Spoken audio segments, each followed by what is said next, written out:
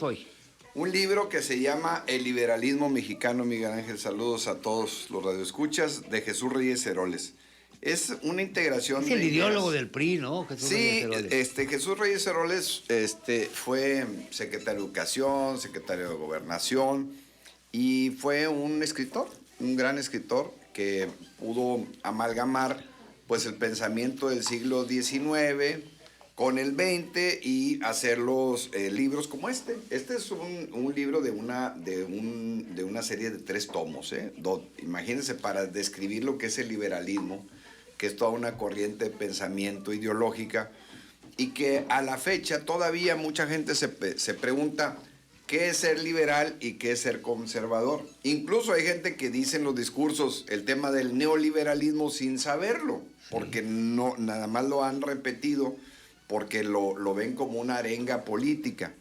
Y pues si uno revise la historia y nos vamos a los clásicos, Miguel, que hemos platicado, desde Locke, desde Rousseau, desde Adam Smith, ahí está la respuesta de lo que es el liberalismo. Porque cuando México empezó a ser república en 1824, fíjate, el otro año, el siguiente año, se cumplen 200 años de la primera Constitución. El 57, año, ¿no? la del 24. Ah, la del 24, sí, es cierto. Tuvimos una Constitución, la de Cádiz en 1812, y luego otro intento, la de Apatzingán, con José María Morelos, en 1813, pero la formal, ya que logramos la independencia, que se consumó en el 27 de septiembre de 1821, pasan 3 años y se hace la primera Constitución de México, que fue la de 1824. Entonces el próximo año se cumplen 200 años de esa Constitución.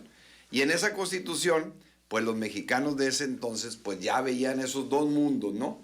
Entre ser liberal y ser conservador, entre buscar qué tanto intervenía el Estado en los asuntos de gobierno y qué tanto dejaba a que los particulares participaran.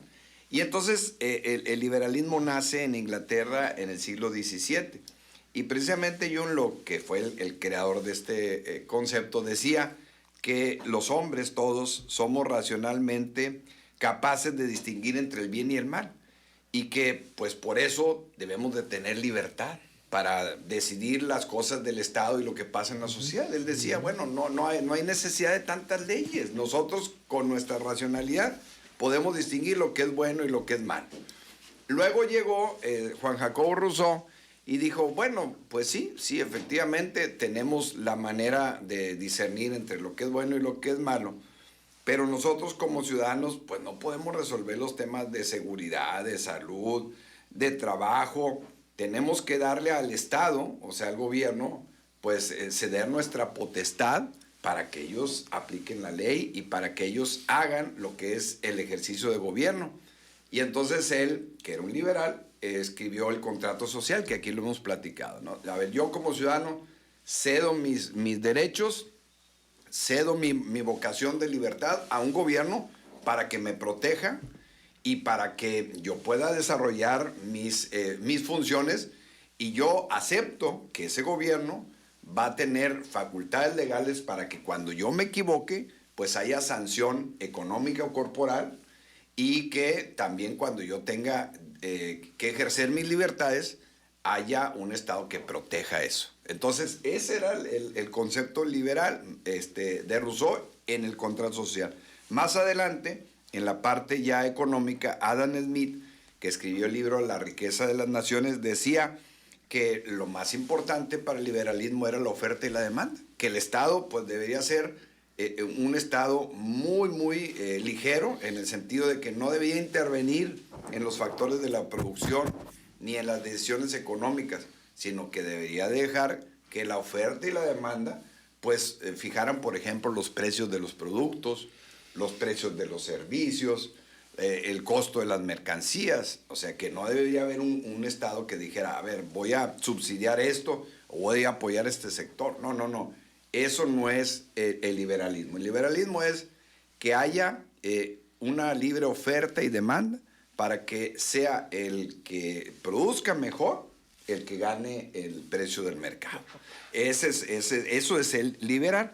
Y luego John Stuart Mill, que es otro pensador, hablaba de la individualidad de los sujetos para que alcancen la plenitud. Y con eso se cierra este ciclo de pensadores liberales, en donde deberían de cada individuo tener la conciencia plena, el conocimiento para que en su individualidad pues tomara las mejores decisiones. Estamos hablando de una persona dotada de inteligencia, de preparación, de conocimiento, pues para que se pudiera lograr este propósito. Entonces el liberalismo en México, como lo dice Jesús Reyes Heroles, empezó en el siglo XIX y lo que buscaba era la libertad del ser humano, en donde pues hubiera una igualdad política y jurídica. ¿Qué es lo que hicieron los liberales del siglo XIX? Pues primero, pues promover una economía de libre mercado muy incipiente, porque acordémonos que de 1824 hasta prácticamente 1860 tuvimos más de 50 presidentes de la República. O sea, tuvimos mucha convulsión interna, tuvimos la invasión de Francia, tuvimos también la invasión de Estados Unidos, la pérdida del territorio por parte de Estados Unidos. En fin, no tuvimos una economía que se desarrollara plenamente. Pero en la parte del desarrollo del Estado, de la separación de la Iglesia y el Estado, por ejemplo, pues ahí sí fue muy claro. Los liberales mexicanos le dijeron a la Iglesia, a ver, tú ya no administras los matrimonios, tú ya no administras los panteones, tú ya no administras el registro civil, o sea, te vas a separar y nosotros, el Estado, pues va a administrar eso.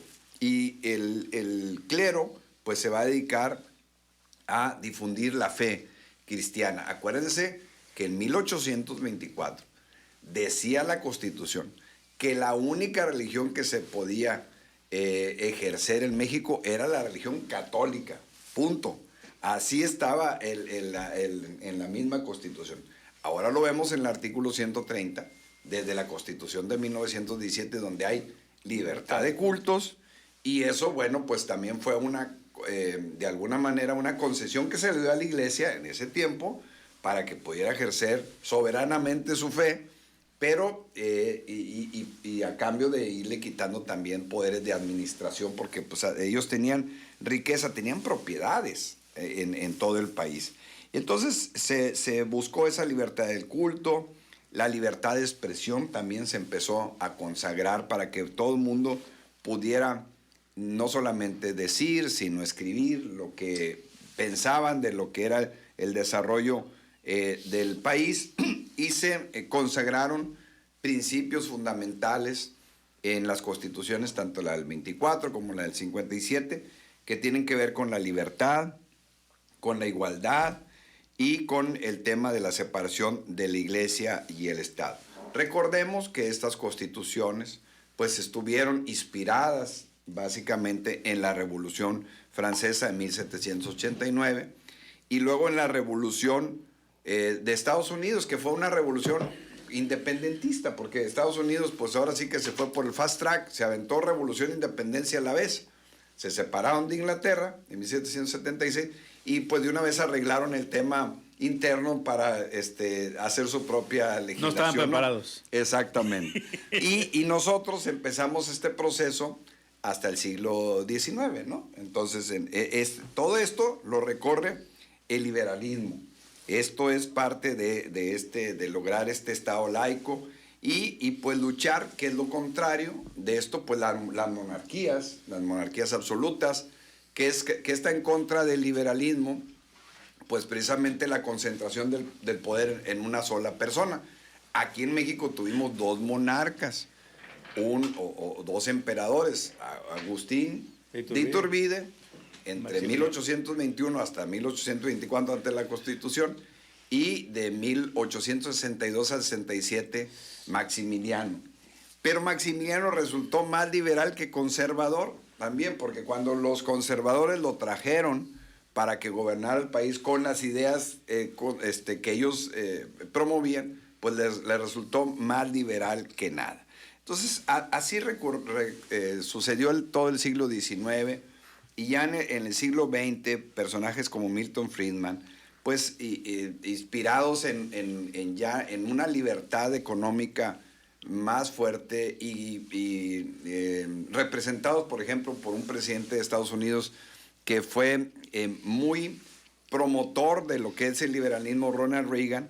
Él ya empezó a lo que le llaman ahora el neoliberalismo, esta parte de los tratados de libre comercio, en donde el Estado pues tiene que ser un Estado más mínimo, con el tema de la administración de los recursos nacionales muy estratégicos. Entonces, esta parte del liberalismo tenemos que entenderla de esta manera. Un Estado, pues lo primero que tiene que garantizar a los ciudadanos es la seguridad. Y eso pues no se concesiona y no se privatiza. Eso es la primera responsabilidad del Estado mexicano, del gobierno. Segundo, tiene que garantizar los servicios fundamentales que son la educación, la salud, la capacidad de tener un acceso al trabajo y las libertades de escribir, las libertades de publicar, las libertades de transitar, las libertades de poder dedicarte a la profesión que tú quieras. Todo lo que está consagrado en los artículos 1 al 29, que son las garantías individuales o la parte dogmática o lo que ahora se llama los derechos humanos.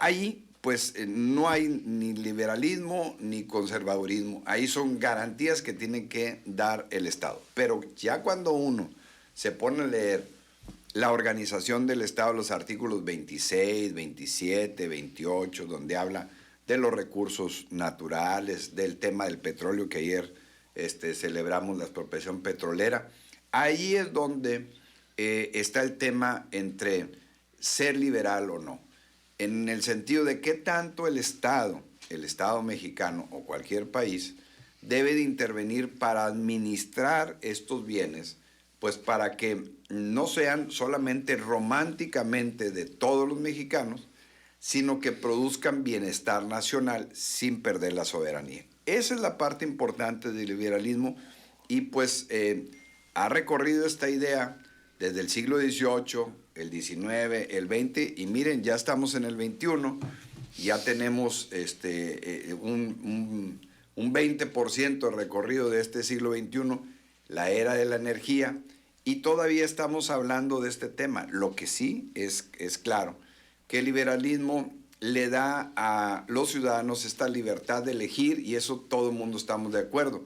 El tema está en de qué tamaño debe de ser el Estado y de qué forma el Estado debe de intervenir en los asuntos estratégicos nacionales para que sin perder las libertades de los ciudadanos se puedan garantizar los mismos derechos que ocupamos todos de seguridad, de trabajo y de bienestar. Y por eso, bueno, pues leer a los clásicos, Miguel, y leer a Jesús Reyes Heroles en este tema, pues siempre nos alecciona y siempre nos pone a valor presente, pues, cómo está el Estado mexicano y cómo se está viviendo el mundo y cómo están percibiendo otras naciones, pues, el desarrollo institucional de un país como México. Ramiro,